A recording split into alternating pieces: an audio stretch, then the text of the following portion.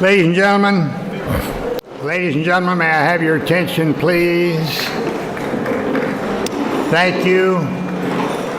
Thank you all for joining us at this inaugural conference of our presidential elections program.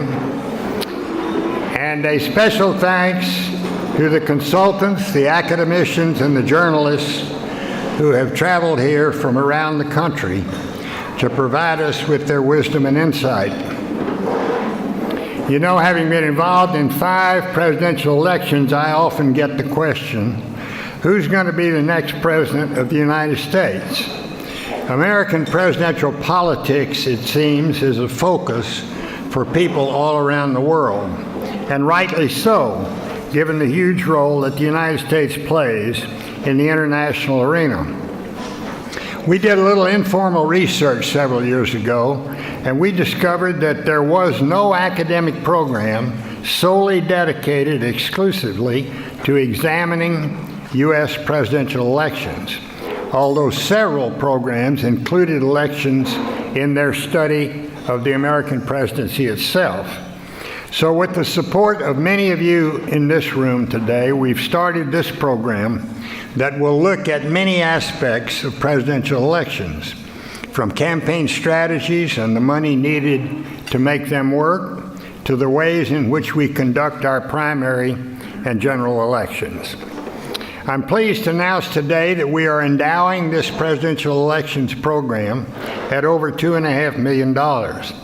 This endowment will allow the program to exist in perpetuity and to make a significant impact, a real impact. I would like to particularly recognize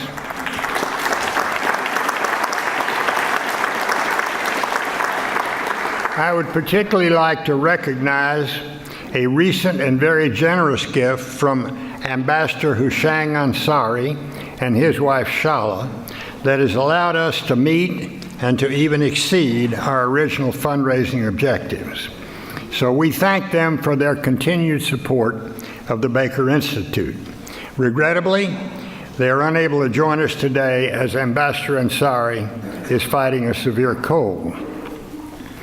And now, ladies and gentlemen, I have the pleasure of introducing this year's presidential elections program's honorary directors, 2 political consultants who are the absolute very best in their business, David Axelrod and Karl Rove.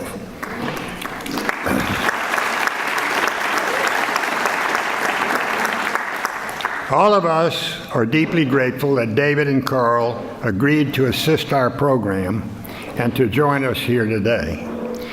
Known as the Axe for his sharp political skills, David Axelrod was chief strategist for Barack Obama's 2 winning presidential campaigns. In between, he was senior advisor to the president. A former political writer for the Chicago Tribune, David left newspapering in 1984 to start his meteoric political career working for United States Senator Paul Simon. Today, he's director of the Nonpartisan Institute of Politics at the University of Chicago and is a senior political commentator for CNN. Called the architect by his former boss, George W. Bush, Karl Rove helped guide him to the Texas governor's mansion and then to 2 terms in the White House. He's been engaged in politics longer than I have, and that's a long time. And he is credited with helping Phil Gramm win his 1984 U.S. Senate election, Bill Clements win his 1986 Texas gubernatorial election, and John Cornyn win his 2002 U.S. Senate election. Today, he is a Wall Street Journal columnist and contributor to Fox News. Now, with a name like Major, the moderator of today's discussion doesn't need a nickname. Major Garrett is what I consider to be an old-school journalist. He asks hard-nosed but fair questions, the kind that probe public officials. He is a straight shooter and doesn't take sides in the political debate. Major honed his reporting skills at the Houston Post many, many years ago and is now CBS News' top White House correspondent. Major, I have only one request of you today. Since I'm going to be sitting in the audience and I won't have to respond to any of your questions, I hope you will be as tough on Axe and the Architect as you want to be.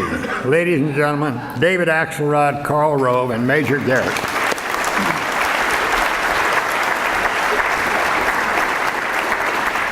Somehow the architect sounds more elegant than the axe. I don't know. Yeah, you don't get sued by the local licensing board because you're not an architect. Exactly. Well, Mr. Secretary, I can't thank you enough for having me here. Oh, microphone. Well, I'm not in control of the microphone. For the one time in my career, I'm not in control of the microphone. There we go. All right, there we go. So.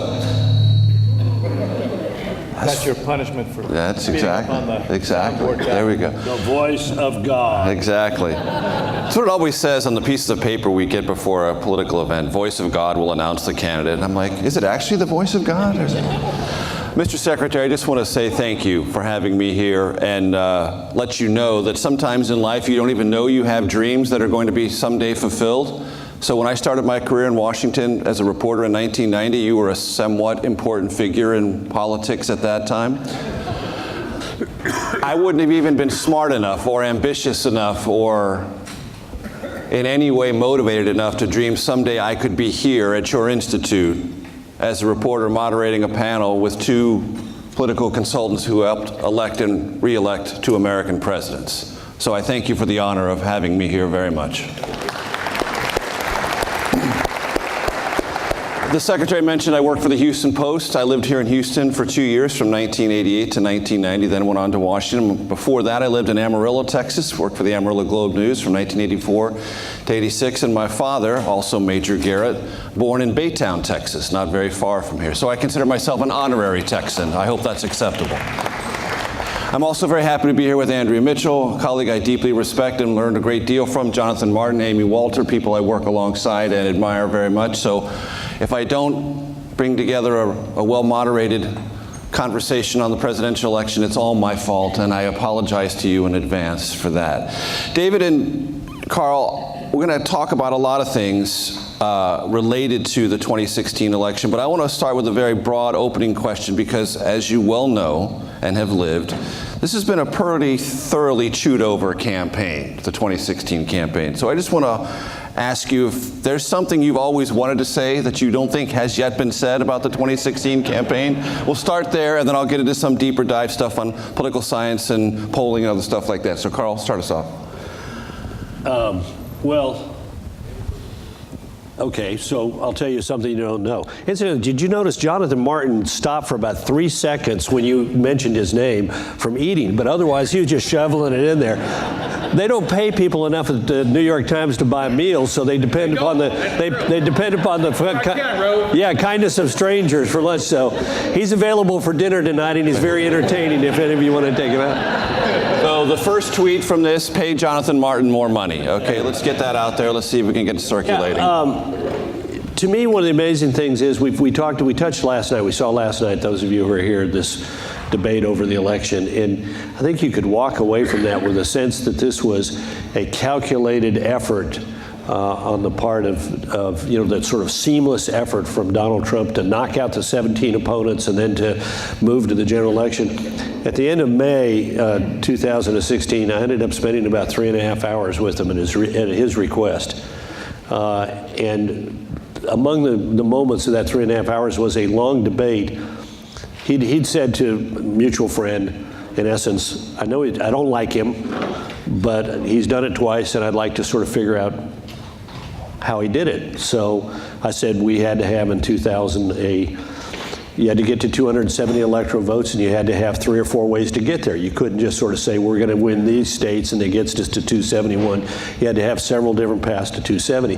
This led to an argument between candidate Trump, who's then the presumptive nominee, and me over the states that could make up his 270 electoral vote strategy, in which he was arguing that he could win in order of their emergence in the discussion, Oregon, California, and New York. And I told him he was nuts on all 3 of them. And a couple weeks later, he went out and made a speech, you may remember it, in which he stood up and said, I'm going to get to 270, sort of aped the point that I'd made, which is you got to focus on 270, and the 270 has got to be where you spend all your time and in your energy and your effort. And, you know, I'd made a pretty convincing case that he could not win all 3 of those states. And I said, if you spend time trying to win New York or Oregon or California, it's a day you can't spend in Pennsylvania or Iowa, to which he said, I can win Iowa? I said, yeah. The farmers out west, they didn't dig you in the caucuses, but they hate her, and they're a bunch of blue-collar people in the eastern part of the state who are worried about their jobs. You can win Iowa. So he goes out and gives a speech, and he says, I've got a strategy to get to 270 electoral votes, and I will spend every day working hard in these 15 states. And over the next month, I'm going to describe to you what those states are. And today, I'm going to tell you about 3 of them: Oregon, California, and New York. So I called up the friend who had put together the meeting and had sat through the 3.5 hours together, and I said, well, at least he got the principle that the execution leaves a little bit to be desired. And you may remember a couple weeks later, they went out and said, apropos of Paul Manafort had now come on as campaign manager, and they announced a critical battleground state they were going to compete for was Connecticut. Yes. And why? Because Paul Manafort had grown up in Connecticut. So the comment was made, I think, last night and then again today. Sometimes when you win a presidential campaign, you look like a genius, and when you lose, you're an idiot. But sometimes you're just a lucky idiot. Right. Well, yeah. I mean, and that goes to a theory about life, a theory about social science, confirmation bias. It all looks so rational and so well orchestrated in retrospect. That's not the way it happens at all. But we'll get to some of that deeper social science in a second. Anything that you've wanted and craved to say about the 2016 election? Because you get so few opportunities. The first, is my mic working? Yeah. I do want to say, before I answer, that I'm here for a couple of reasons. One is out of respect for Secretary Baker, because we live in a time when our institutions are being assaulted and politics has been sullied, and here sits a man who exemplified the best of both. And the second reason is, as was mentioned, I have my own Institute of Politics at the University of Chicago, and I must tell you, Mr. Secretary, that I sit here with Institute envy in this wonderful edifice as you announce your $2.5 million endowment. And but I think you have the same feeling I do, that, and we were just talking about this at the table. I go home more hopeful about the future every day because of my exposure to these young people who are skeptical as they should be, but not cynical, and are committed to doing something to make the world a better place. And that is a great tonic to some of the things that we are experiencing today. So thank you for devoting yourself to this important enterprise. In terms of 2016, I wish, Carl, you had gone in and given your little talk to Secretary Clinton. Because the thing that I find, astonishing, you're absolutely right that everybody who wins a presidential race in every campaign looks flawless and brilliant if it wins. And I've said this many times, it takes a lot of work to lose to Donald Trump. And one of the things that you can do, or was done to facilitate that, was to pay attention to extraneous states instead of focusing on those states that were necessary to get to 270. And so we'll never know the answer to how it was that the Clinton campaign wound up spending more money in the state of Arizona than the state of Michigan, or how she never managed to visit the state of Wisconsin after the convention, when those states were absolutely central to victory for any Democratic campaign and were lost by just a lash. These are mysteries that I think help explain what happened in November of 2016. It wasn't an act of brilliance on the part of one candidate, and there were great deficiencies on the part of the other campaign. And Secretary Baker, I want to compliment you on creating an institute that studies elections, because we have so many that study the presidency, but so few, actually none until now, that study the election process. And part of that conversation is informed by conversations I had with my wife, who has a doctorate in political science. She talks a lot about a book that's very well known in political science circles, The Party Decides, meaning the party decides who the nominee is. That's part of the sort of political science theoretical canon. And yet slightly you, but certainly you and Donald Trump, nominees in which the party didn't decide is nearly as much as the candidate decided for the party. Yeah. You were an insurgent. That is to say, Barack Obama was. Donald Trump clearly was. George W. Bush was much more aligned with the party and the party deciding and George W. Bush deciding. Talk to us about this idea in now two separate and distinct presidential elections where the party didn't decide. The nominee came from so far outside the system, ran within the rules, but also ran athwart many of the conventional ideas about the party producing a nominee. Because as the old saying goes, anyone can be president in the United States so long as you're the nominee of a major party. And the nomination process is crucial to how this whole result ends up. Talk to us about the party deciding, or maybe not anymore. Well, certainly the nomination matters, as you point out, but we don't live in this. The world has changed quite a bit since we all started in this process. Parties are much less dominant in our politics for a variety of reasons: changes in campaign finance law, changes in party rules, and the democratization of parties, social media and what that facilitates. Listen, when Barack Obama decided to challenge Hillary Clinton, and there were others in the race, but she was clearly the front runner, we sat in a room, 8 people. There was no national organization. There was no we had no money. We had no, and this was on the doorstep of turning into 2007. And the reason that we thought it was possible was because even then, social media and the internet afforded us the opportunity to organize and raise money and outside the process. And in that first quarter after Obama announced, we raised $12 million online. We had actually planned on raising $2 million. Groups were organizing all over the country on their own in meetups and so on, and we were connecting with them, on the internet. All of these tools were not available, obviously, when we all started in politics. So that's one element that allows for insurgency. The other is we live in a time of perpetual jaundice about institutions and the status quo.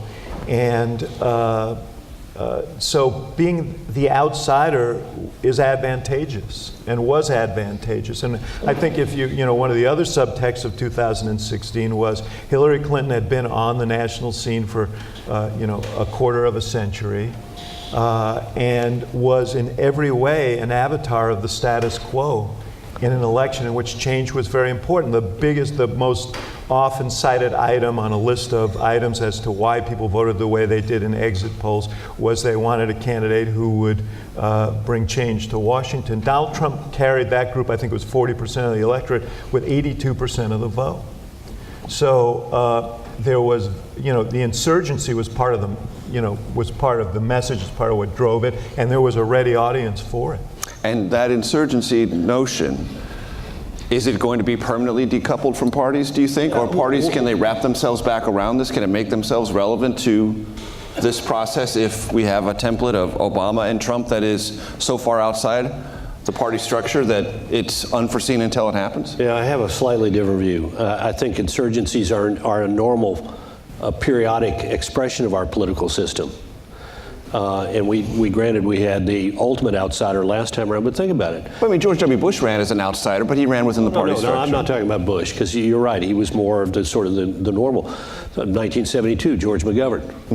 1940, Wendell Willkie is a Democrat in February and the nominee of the Republican Party in June in Philadelphia. William Jennings Bryan, 1896. He is not a candidate the day before he is nominated by the Democratic Party, and he becomes the candidate by 7 accidents that allow him to give a speech. The last accident occurs 15 minutes before he mounts the stage in Chicago to give the famous Cross of Gold speech. But nobody, the night before, he has dinner with a friend of his and his wife at a restaurant in Chicago, and he says, tomorrow night, men are parading up and down the streets in favor of the two main candidates, and he turns to his wife and says, they don't know it yet, but tomorrow night they will be chanting my name. And she turns to their dinner companion, Dr. Roser, the superintendent of the Texas Insane Asylum in Dallas, and says, Dr. Roser, do you really think he has a chance? Because she doesn't think so. So we've seen this, the insurgent. 1880, the young congressman from Ohio stands up and nominates his state senior senator, John Sherman, to be the nominee of the Republican Party. He's the grand old man of the party, expected to be the nominee, and leads on the first ballot. And on the 36th ballot, that young congressman, James Garfield, is nominated. So we've seen this periodically. I think we're Aldrich, and you'll notice if you read this book that Major mentioned, he's got it's in the 8th edition or something like that. Right. But each one talks about something that I think is more profound than outside insurgencies. It's the weakening of the party structure. That's what I'm getting at too. Yeah, I mean, it's more the fact that now the parties are controlled by primaries, and that the whole thing of party organizations with precinct chairmen and delegates to conventions and so forth and so on has, starting in 1912, began to be replaced by primaries. And each election we have more delegates who seem to be to the national conventions who are chosen in primaries in which the parties have very little, outside of maybe Pennsylvania, New Jersey, and a couple of states that don't really have primaries. That increasingly this is it's driven by the candidate and not by sort of typical people who play a role in a party election in and election out. And to that point, is it becoming more true that the nominating contest is really 6 or 7 contests at the front end? Yeah.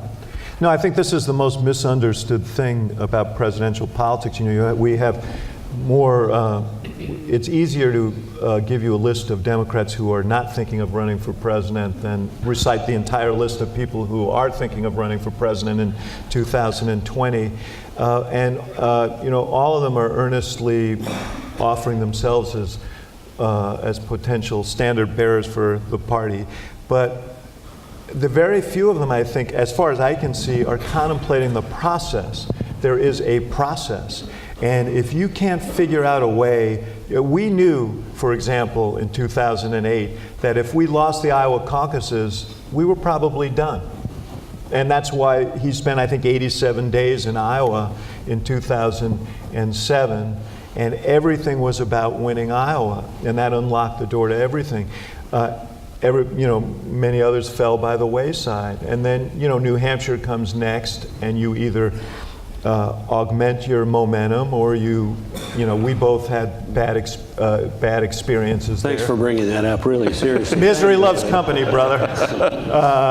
And then in the Democratic process, you turn south, and the question to a state like South Carolina, where a majority of voters are African American in the primary. And how are you going to compete with them? So, and then you have to ask the question, how do I raise the money to support the effort that is necessary to do those things?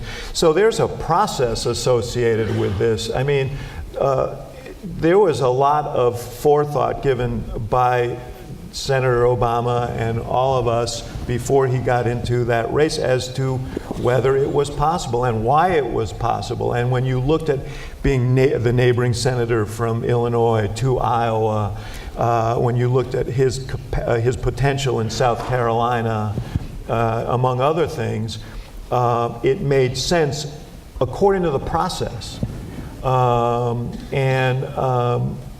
I don't think people tend to think of this as one big national popularity contest. That's not the way it works. Not only that, primary victories often beget more primary victories. You create momentum and a sense of expectation. I watched this with Donald Trump. He loses, but loses closely in Iowa. He competes well in a place that would not necessarily set up well for him. Rolls through New Hampshire, comes to South Carolina, wins that big, and from that point forward, it was hard for me to see who was going to stop him after that. It became a reinforcing psychology. Yeah. And these early contests either create that or deflate that. Yeah, I'd say two things. One, I think you're right. They tend to, but they don't always. Don't For always. example, New Hampshire seems to have an attitude that if Iowa did it, they're not inclined to do it. And South Carolina, at least on the Republican side, has had the attitude of if New Hampshire does it, by God, we'll tell them who's in charge. Right. So there tends to be a counter-reaction to it. The other thing, I want to go back to a thing that David said, which I think is really important. Process matters. One of the smartest things the Obama team did in 2008, in my opinion, was they organized in caucus states. Yes. So, and Hillary Clinton, for some reason or other, just said, you know, I'm Hillary. Everybody's going to be for me, so Idaho. I mean, God dang it, there's Barack Obama cleaning up in Idaho, and she gets nothing, and she had no organization on the ground. The interesting thing, though, is the question is to our nerdniks, how much does social media change the ability now to organize in those kind of states? Hugely. Hugely. And we saw this, I think, with Bernie Sanders, who, think about this, talk about the ultimate insurgent. This guy never ran for office as a Democrat. In fact, in every single election, he defeated a Democrat and a Republican, or was defeated in his race for governor by a Democratic and a Republican. And the first Democratic convention he attends is the Democratic National Convention in Philadelphia. And one of the ways that he was competitive with her was, my sense is, social media allowed him to pull together groups of left-wing lunatics in every corner of America to organize on his behalf. And so this question of process is, how does the democratization of the process, when the knowledge that, God, we're in Idaho and we got a caucus, and I now have tools that allow me to connect with others who are like-minded spirits in support of a candidate and operate with a minimum of direction and organization from the national headquarters to do it. You're absolutely right, and that's what happened in the Obama campaign. We had a strategy for the first 4 states, and then another guy was in charge of the others.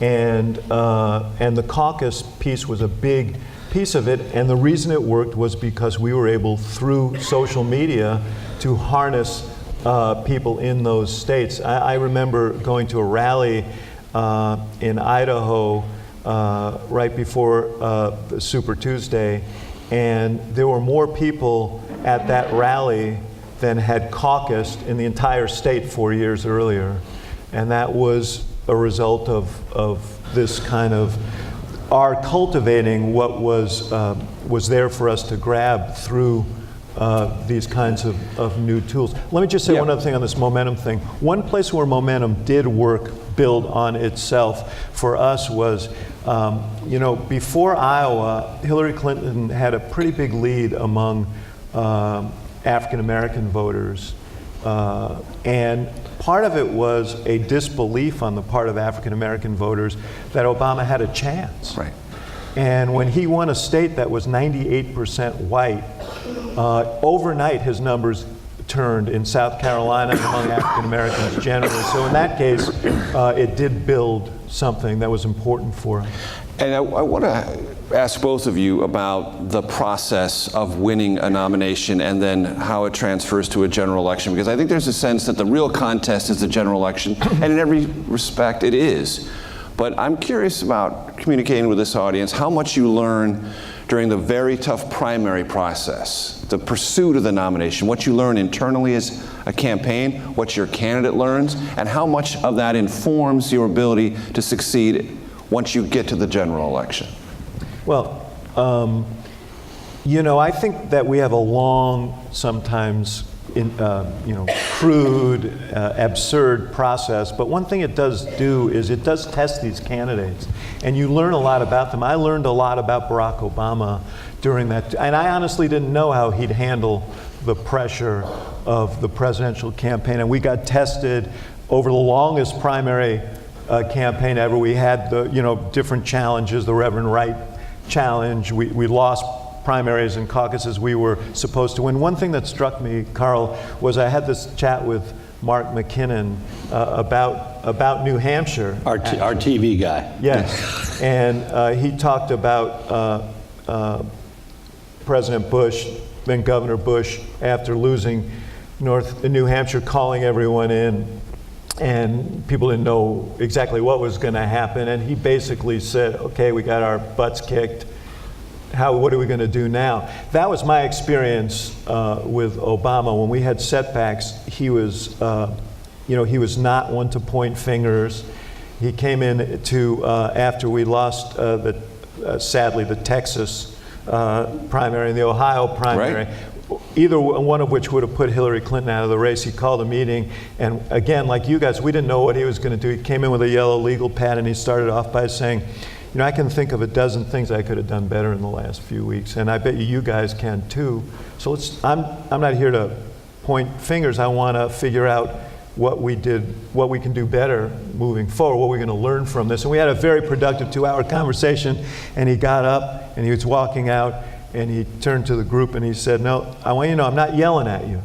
And then he started walking again, and he stopped and he said, "Of course, after blowing $20 million in 2 weeks, I could yell at you." He said, "But I'm not yelling at you." And he laughed and he walked out of the room, and everybody would have run through a wall for him. And he got tougher during the campaign. He learned the process, but we also learned about him. These are formative experiences, are they not? The testing and the losing, the winning, and managing all the expectations. Yeah, but let people get a sense for how that makes a difference in the general. There are seminal moments, and that was one of them. You're right. We lost and lost badly, and Bush called us together and said, this is in a moment where we have people calling for people to be fired, and helpful voices from your friends back home, saying fire Rove. Not that I've ever. No one in this room. No, nobody. Not that I've ever forgiven Mike Toomey. But anyway, and Bush said, we came into this together. We're going to win together. And I've made a lot of mistakes, and I need everybody to be focused on what we're going to do different in South Carolina, and head home for a day or two. But I want everybody thinking about how we're going to turn this into victory.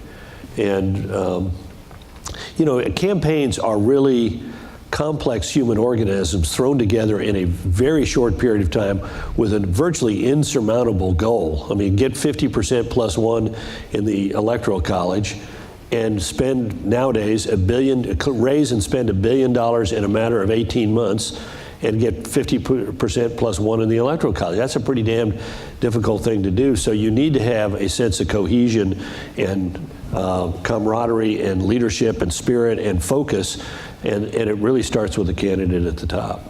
Now, in the 2008 election... I guess I totally agree with you. I would just say there's one aberration, that one guy won without that sense of cohesion. Yeah. Look. I'm depicting what it ought to be. Look, let's go back. I mean, how many campaigns have been dysfunctional and won? I agree with you completely. I mean, can you imagine a campaign that is being superintended by Dick Morris and yet it won? I mean, so... Yeah. It happened. It happened. It was there. He only superintended until the convention, and then he... Well, anyway, go ahead. Yeah, that's right. A memorable convention in Chicago, by the way. I want to ask about whether the 2016 campaign represents an abnormality or the new norm, either in the terms of pursuing the nomination, meaning a celebrity status has more traction going in than it theoretically did before Donald Trump?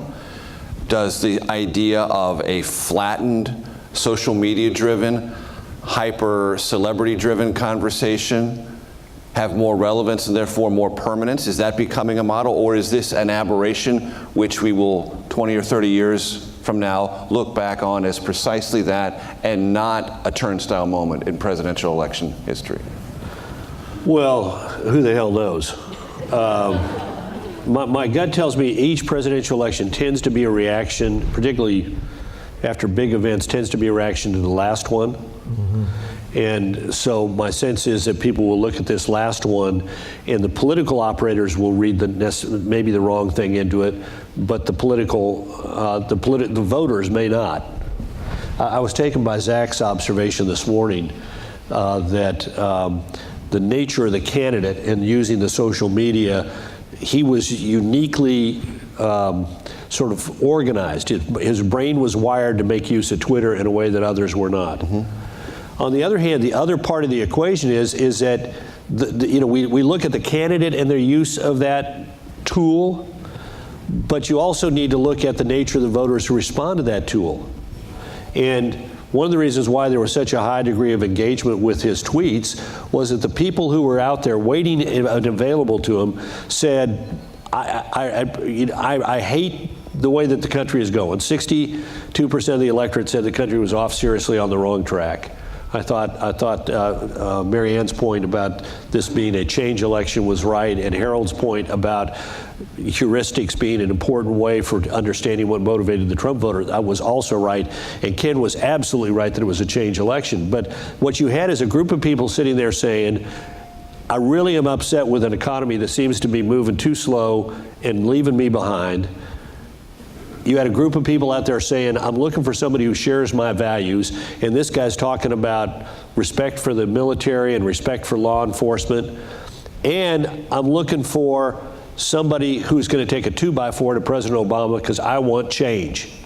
And he used that, the message, Zach's point was content matters, but I suggest, I agree totally, but the content also matters in terms of, is there a group receptive and ready to hear that message? And there was a group out there in America that said, by God, somebody's going to stand up. He's a businessman. He's going to be rough. He's not the normal politician. He's going to do something about the economy. And by God, he's going to save America before we lose it.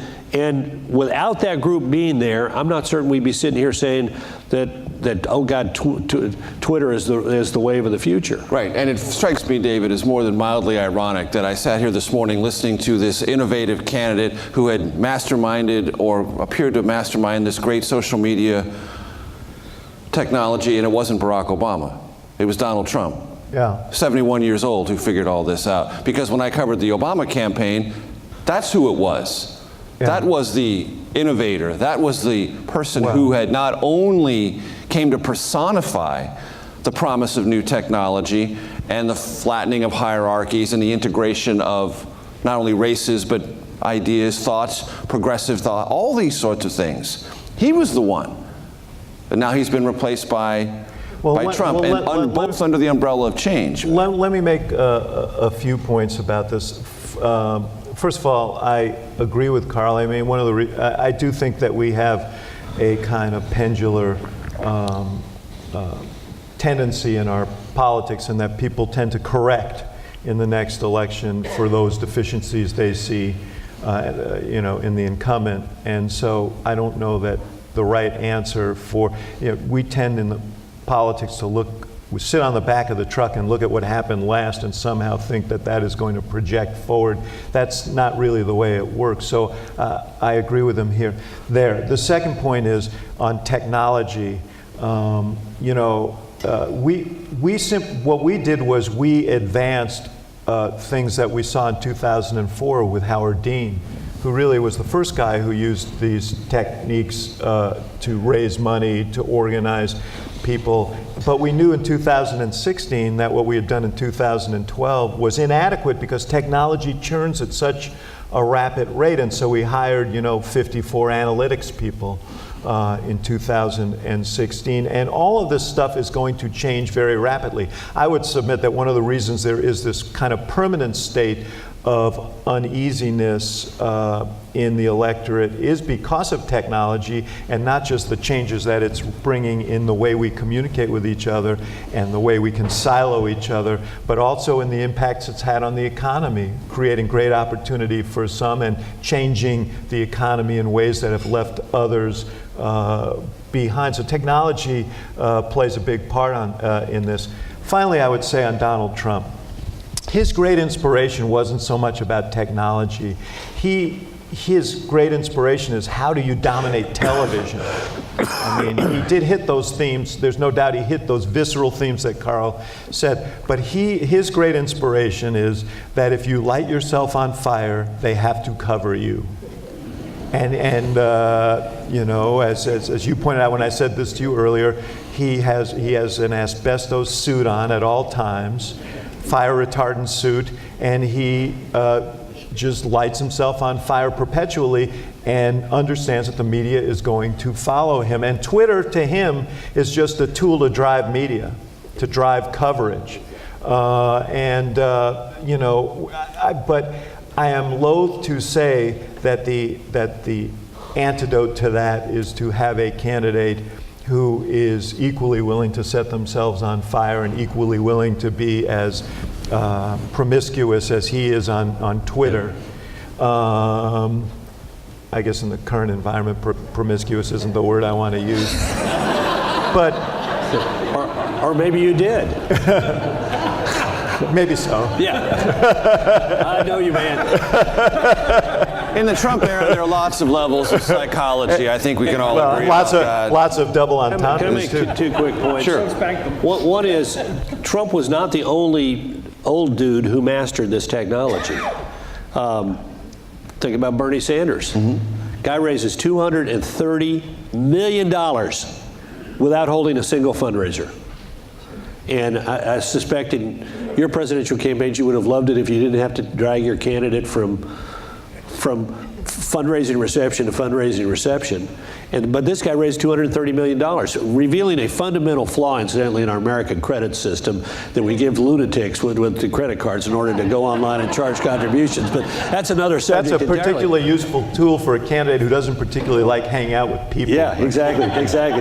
The second point is that history tells us that these tools, when they make their appearance in politics, initially seem to benefit some kind of a candidate, but ultimately benefit potentially other kinds of candidates. When radio comes along, the great candidate, first candidate to use it was Warren G. Harding. Yeah. And yet the guy who exploited it was Franklin Delano Roosevelt. Television emerges in American politics with "We like Ike, we like Ike," and 8 years later, it propels a dynamic young senator from Massachusetts to the White House. So we don't know where who's going to master these techniques, because the techniques are neutral and they don't have content. And the question is, who infuses them with content, personality, and are they in the right circumstances then to draw the kind of support that Trump did and Sanders did from their respective audiences because of the nature of the electorate and the nature of the times they found themselves in. Well, we should comment on, since we're on the technology, is how extraordinary the changes have been since we started out in politics, and the pace of campaigns and the pace of having to cover campaigns, and the kind of, you always have to be on the balls of your feet because there is no news cycle. Stories can break at any moment. They can break anywhere. You have to have a unit just monitoring social media as well as television, so that you have an early warning about the thing that's coming at you. What little tremors 10 seconds later are out there. Again, I hate to be boosting Moffat here, but he did give me $20, so I'm going to do it. But the point about how this has dramatically changed the nature of organizations in a campaign. I mean, I remember in 2002, I went to see Secretary Baker to begin thinking about the 2004 reelect. And then he sent me on to see Mike Deaver. And both of them said the same thing. I said, what's the biggest challenge you faced in the 1984 reelection? And both of them said the same thing, which was, what was the picture that we had to have for that day? And I remember going back and talking to Karen Hughes and others and saying, geez, it must have been nice to have one picture a day. We're going to have 3 or 4 pictures a day. Right. Well, think about it now. I mean, you now have to organize a campaign to be able, I think, again, the $20 notwithstanding, I thought it was a brilliant insight that you have to be organized in order to respond on an instantaneous basis with an approval process that can judge the content, the aftermath, the effects, and the accuracy of your message and the legality of your message in a matter of moments in order to stay. Not to mention that everybody is taking pictures. So it's not just the pictures you want to send, right, but it's the pictures that people are sending out of you or and something of that atmosphere and of that experience. But I do think the greatest revelation that we've had here so far is that Rove can be bought for just $20. Yeah. Well, not news to me. I'm shocked about this. We need to talk, man. Actually, 20 is code for something with a lot more zeros in it, right? You know, these tech guys, they got money to burn. But to Zach's point and your point, that made Trump uniquely qualified for this moment and this time of technology because he himself took upon all those burdens. He was an actor and a communicator, a legal sign-off person, the communications director, the chief of staff. He was everything, singularly. Which could get him into trouble. Which could, but for the purposes of this campaign, that took that approval process, which for Hillary Clinton involved, I don't know, 10, 12, 46 people, 3.5 hours to approve one milquetoast tweet that meant nothing and said nothing, where Trump would have 17 of them. 9 of them would be off the charts in terms of driving content or to his underlying message, or driving news coverage, or both. Yeah. And because he himself did that, he owned that space. Yeah. His campaign was organized around that one person. Yeah, no, he was one man on a jet ski, and they were a battleship. Yeah, and the jet ski was much more nimble and actually, they able. weren't a battleship. They were World War I dreadnought. A little bit slower moving and not as nimble. So it appears that after this election, both parties are going through a rather significant existential conversation about what they represent, who speaks for them. Are they being pulled apart or reshaped before our very eyes? I'd like your assessment of that for Democrats after Hillary Clinton and what that means, and this tension that you're seeing even exert itself in primaries for House races between progressive wing, the Hillary wing, or what's perceived to be the Hillary wing, and what that might mean for the nomination process in 2020. Well, look, there is an internal debate between people who, I don't think it's as profound as the one in the Republican Party, but there's a debate between the left and the center left. I think there's a debate in both parties between kind of absolutism and people who believe in compromise, and that, I think, is a fundamental problem. I mean, people are frustrated with gridlock. They're frustrated with compromise. They want the whole thing. There's some of that. But here's what I would say about the Democratic Party, and we've seen a little bit of this in 2017. I think, and this is always true when a party is out of power, the hunger to win overcomes a lot of differences. So there is an enormous desire to win, to rein in Trump, ultimately to beat Trump. And so that's a moderating influence. You saw in Virginia a race where the more moderate candidate won against a candidate from the left, and there was a consolidation of the party after that. We'll see if that's true in the fall elections, whether in fact, because we've got, and you've got a race here in this area that will test that proposition. If candidates win from one faction or the other, will the party consolidate? The other question is, will the party nominate candidates who can win in swing districts? And I don't know, we haven't seen enough primaries to answer that question, but my general sense is there is a real hunger to win among Democrats and a high degree of enthusiasm to vote. So I don't know that we're going to determine the future of the party in this midterm election, and that will be defined by who wins the presidential nomination, as it always is. Right. How about for the Republican Party and its existential angst at the moment? Well, I think both parties are broken. In some ways, they're alike. I think David's right. Each party has its absolutist wing. The Freedom Caucus and the Republicans and the Democrats, our revolution, and the Sandernistas, the Elizabeth Warren, Bernie Sanders wing of the party. Did you like that Sandernister? I've got a trademark, so you're welcome to use it, but give me credit. But I think each party has its own unique challenge. The Republican Party, look, Donald Trump owns the Republican Party today, but there is no coherent Trumpism. The Republican Party remains a center-right party governed by somebody who thinks Hayek is a guy who owns a bar on the Upper East Side, and who's not read von Mises, and Bill Buckley, well, he had a cute wife, and this is not a guy who's ideologically sound. So, grounded. Or grounded. He's not, and he'll be the first to admit it. I mean, but he's got a sense of what the quote base needs, and as long as it's conservative judges and Second Amendment rights and tax cuts and strong military, they're gonna be with him. And look, we're at a moment of tribalism in American politics.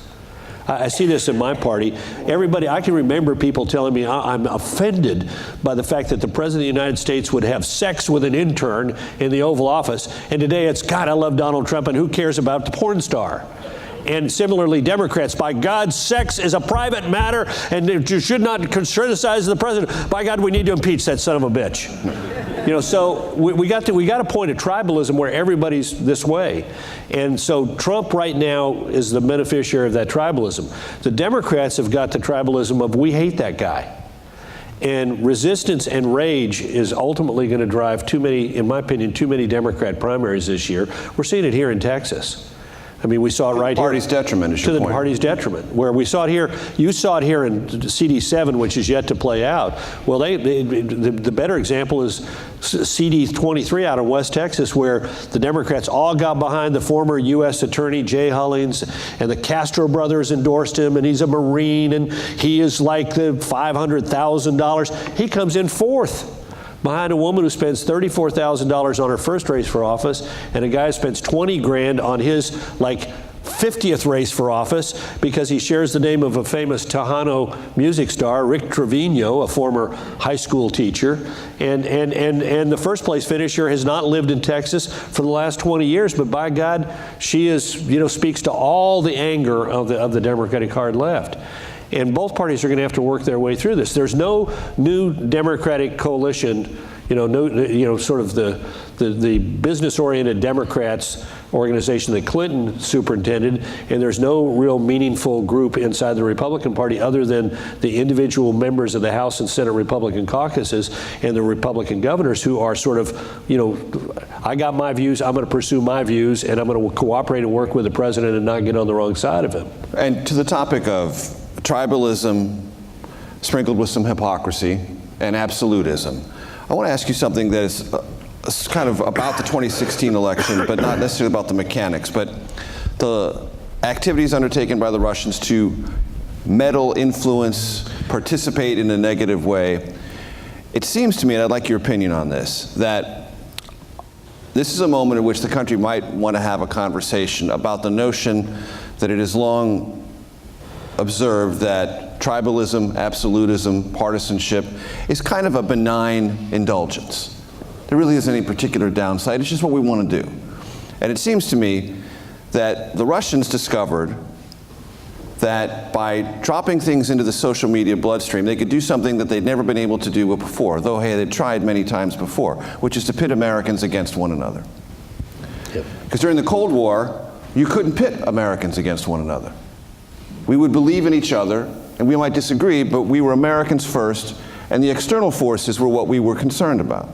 In the aftermath of the Cold War, it seems to me you could make at least an academic argument, maybe a practical one as well, that we've sort of shed those anxieties and been far more willing to believe the worst about each other, therefore weaponizing our partisanship on behalf of our own enemies, giving them a tool against us that they wish they'd always had, but we're now handing over to them.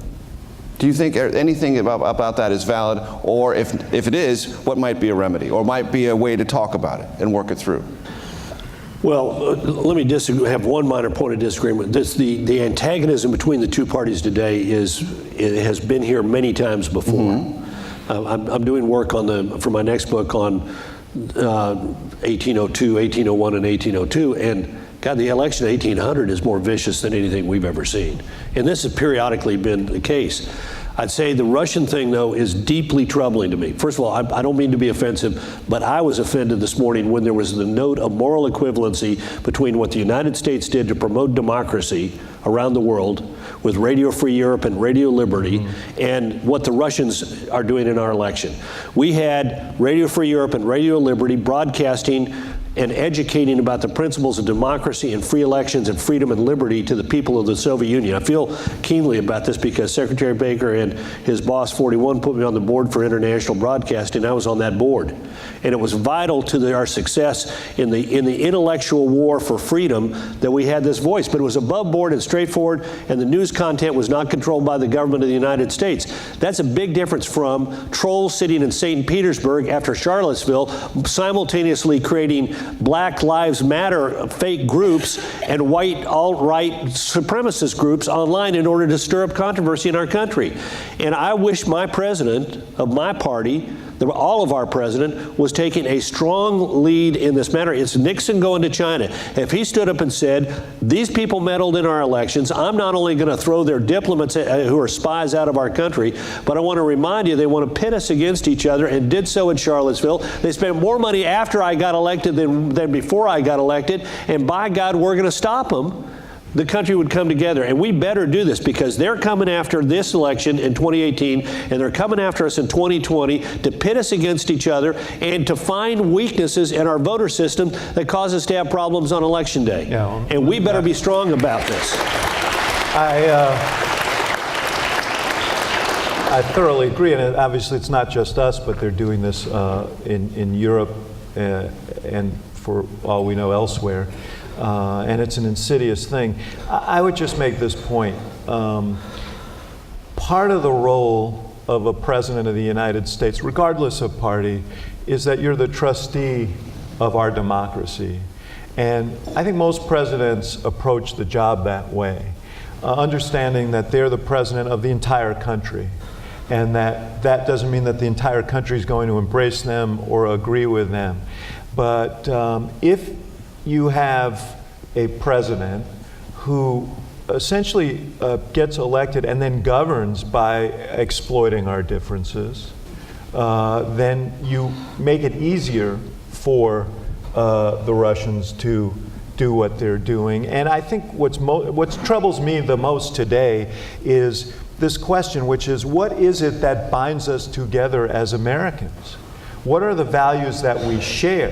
What are the things that supersede those things that we disagree about? Because I'm the son of an immigrant, and I love this country, and I don't believe that we're just here sort of accidentally sharing a plot of land, a big plot of land. There are values that are associated with this country that have been a beacon to the world, and that should be a source of pride to us. But you need leaders who are willing to appeal to that in us and not exploit these differences that for their own political, and I'm not Pollyannish. I understand politics. I understand every administration has its politics and so on. But there has to be something bigger than that. So, yes, I think the Russians have found a fault line and a tool to exploit that fault line. They couldn't beat us with their weapons. And now, on the cheap, they've found a way to create maximum disruption, and that's a great danger. But we ought to demand not just, I agree with everything Carl said about what we should be doing. I think we should be sanctioning the oligarchs and doing many other things. But we also ought to be speaking to our common values and our common concerns as Americans without kind of washing away those things that are different. But if we don't do that, I think that we're at great risk. Secretary Baker, when you have this institute study presidential elections, manifestly and necessarily, that's going to study more losers than winners, because more people run for the presidency and don't win it than run for it. This is one of my favorite questions, because I'm kind of fascinated about this in presidential politics, and I may not have a chance to have two people as smart as these two gentlemen sitting right next to ask them, so I'm going to do it. Carl, I know you spend a lot of time thinking about the history of American presidential politics. Who would, in your mind, be an important loser in presidential politics? Someone who ran, maybe left behind a legacy in terms of ideology or ideas, but didn't win, but nevertheless left something that they were not able to achieve on their own, but changed either their party or the way the country thought about politics. Well, in the modern era, McGovern and Goldwater, who fundamentally reshaped their two political parties. One of them sending them in the direction of first Nixon and then Reagan. Both spectacular landslide losers. Yeah, both spectacular. But my favorite is the man I've studied most, William Jennings Bryan, who's not only a spectacular loser once, but 3 times, which is really hard to do, because you got to get yourself nominated knowing that you are a loser. But he fundamentally reshapes the Democratic Party and does so beginning at the age of 36. He is the youngest man ever nominated for the presidency of the United States. And if you're interested, I can recommend a spectacular book to you called The Triumph of William McKinley. I think I did a hell of a job with the book, and it tells you a lot about the guy. Excellent. David? Well, I agree that, certainly, Goldwater was a transformative figure, gave rise to Reagan. McGovern, less so because it was disrupted by Clinton, but I want to talk about a couple of presidents presidential candidates who lost and then led by example. One was Wendell Willkie, who fought the isolationists and supported Roosevelt. He died tragically, a few years after that election, but supported Roosevelt's decision to enter the war, which was very, very important. And then I'm going to say something that, not to be at all provocative, but I think that Al Gore's statement when he conceded was an important statement about democracy, and I think that it's one that all losers should heed. At some point, you have to submit yourself to the higher goal of reunifying the country and so on. And so I think that how one loses and how one conducts oneself after losing is important. Can I give you the worst one? Sure. Aaron Burr. Yes. Most people don't understand the election of 1800 ends in a tie in the Electoral College. Back then, electors voted for the presidential candidate and the vice presidential candidate, and typically the vice presidential candidate would say to some delegates from his state or wherever, be sure and vote for somebody other than me, cast your ballot for somebody other than me, so that our leader gets 75 votes. I mean, our leader is in front. But they end in the Electoral College on the 3rd of December with 75 votes for Jefferson, 75 votes for his running mate, 65 for John Adams, and 63 votes for his running mate, and then a scattering of votes. Because Burr has not asked a single one of his men, and he controls the New York delegation from top to bottom. He's not said to them, this kicks the election of 1800 into the U.S. House of Representatives, which meets in the middle of a snowstorm in Washington, a brutal snowstorm that covers the entire city, and meets on February 11th. And there are 16 states. You have to get 9 states to vote for you. 8 of the states are controlled by the Democratic Republicans. The other states are not. And Burr is trying to steal the election. And so he's supported by the Federalists. They vote, the first vote is on noon on the 11th. It ends with 8 votes for Jefferson, 6 for Burr, and 2 tied. And it ends with 2 states tied only because Congressman Nicholson of Maryland, who's got a high fever and his wife thinks he's dying, insists upon being carried on a stretcher for 2 miles through the streets of Washington from Georgetown to Capitol Hill so he can be installed in a committee room to vote and deadlock the Maryland delegation. They cast 36 ballots before the next noon. They vote straight through the night. They send for their blankets and their sleeping caps and vote through the night. They vote the same way, 8-6-2. 6 days later on the 36th ballot, they break because Alexander Hamilton, who hates Jefferson, tells Bayard of Delaware, Jefferson has character, Burr has none, and presented with 2 evils, go for the lesser. And didn't work out very well for him either. Yeah, well, yeah. That was later. That was later. And Weehawken. But my favorite bad candidate is Burr, who even fails at stealing the election. Exactly. Well, it goes without saying, this could not have been any better than it was, not because of me, but because of these 2 gentlemen. So a big round of applause for David Axelrod and Karl Rove. Well done, Garrett. That's it. Thank you, Mike. Can't wait for the